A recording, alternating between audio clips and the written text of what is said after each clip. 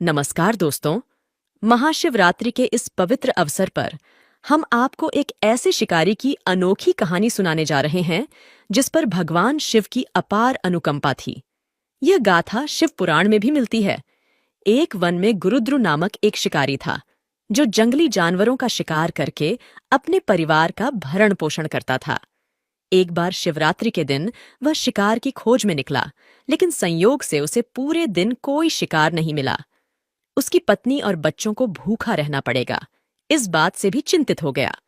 सूरज ढलने पर वह एक जलाशय के पास पहुंचा और वहां घाट के किनारे एक पेड़ पर थोड़ा सा पीने का पानी लेकर चढ़ गया।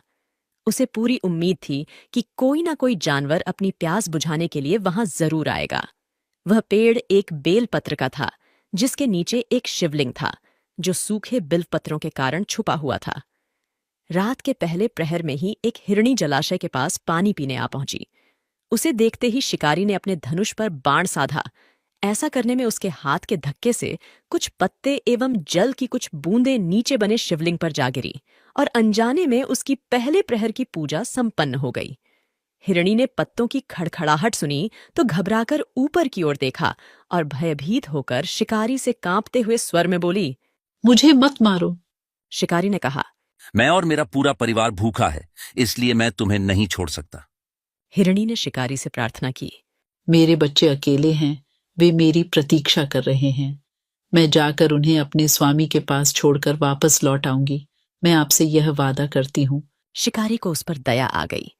उसने हिरणी को जाने दिया और कहा, जल्दी लौटना। कुछ समय बाद एक अन्य हिरणी उस स्थान पर आई। शिकारी ने फिर से अपने धनुष पर बाण साधा और इस प्रक्रिया में उसने अनजाने में एक बार फिर शिवलिंग पर जल और बेलपत्र अर्पित कर दिए, जिससे उसकी दूसरे प्रहर की पूजा भी अनायास ही संपन्न हो गई। इस हिरणी ने भी भयभीत होकर शिकारी से जीवन दान की याचना की, लेकिन इस बार शिकारी ने इसे अस्वीकार कर दिया। हिरणी ने उसे आश्वासन दिया कि वह लौट कर आएगी। हिरणी ने कहा, मुझे पता है कि जो वचन देकर पलट जाता है उसके जीवन में किए हुए सारे पुण्य नष्ट हो जाते हैं। उस शिकारी ने पहले की तरह इस हिरणी के वचन का भरोसा कर उसको जाने दिया। वह सोचता रहा कि अगर ये हिरनियां वापस नहीं आईं तो उसके परिवार का क्या होगा। इसी चिंता में डूबे हुए उसने एक हिरण को आते देखा। फिर धनुष पर बाण चढ़ाने से उसके तीसरे प्रहर की पूजा भी अपने आप ही संपन्न हो गई। लेकिन पत्तों के गिरने की आवाज से वह हिरण सावधान हो गया और पूछा, तुम क्या करना चाहते हो? शिकारी बोला, मैं अपने परिवार को भोजन देने के लिए तुम्हारा वध करना चाहता हूँ। वह हिरण प्रसन्न होकर कहने लगा, मैं धन्य हूं कि मेरा यह शरीर किसी के काम आएगा। परोपकार से मेरा जीवन सफल हो जाएगा, पर कृपया कर अभी मुझे जाने दो ताकि मैं अपने बच्चों को उनकी माता के हाथ में सौंपकर उन सबको धीरज बंधाकर वापस यहाँ लौट आऊं। शिकारी, जिसका हृदय अब पूजा के प्रभाव से शुद्ध हो चुका था, ने उसे जाने दिया, लेकिन चिंता व्यक्त की कि अगर वह वापस नहीं आया तो उसके परिवार का क्या होगा।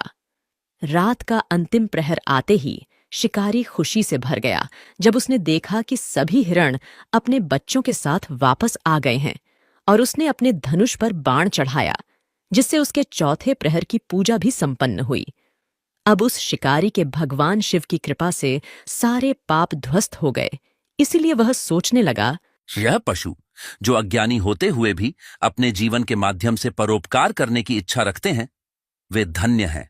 वहीं उसे अपने जीवन पर लज्जा आती है, क्योंकि वह अपने परिवार का पालन पोषण करने के लिए कई गलत कार्य कर चुका था। इस आत्मज्ञान के बाद शिकारी ने सभी हिरणों को मुक्त कर दिया और उन्हें वापस जाने को कहा। उसकी इस कृति से प्रसन्न होकर भगवान शिव ने उसे दर्शन दिए और उसे सुख समृद्धि का वरदान दिया। इस घटना ने शिकारी के जीवन को बदल दिया और वह भगवान शिव का एक भक्त बन गया। यह कथा हमें शिव भक्ति की महिमा और परोपकार के महत्व को दर्शाती है। इसी के साथ महाशिवरात्रि की इस पवित्र कथा का समापन होता है और हम सभी को भगवान शिव की अनुकंपा प्राप्त हो, इसी कामना के साथ आप सभी को महाशिवरात्रि की शुभकामनाएं।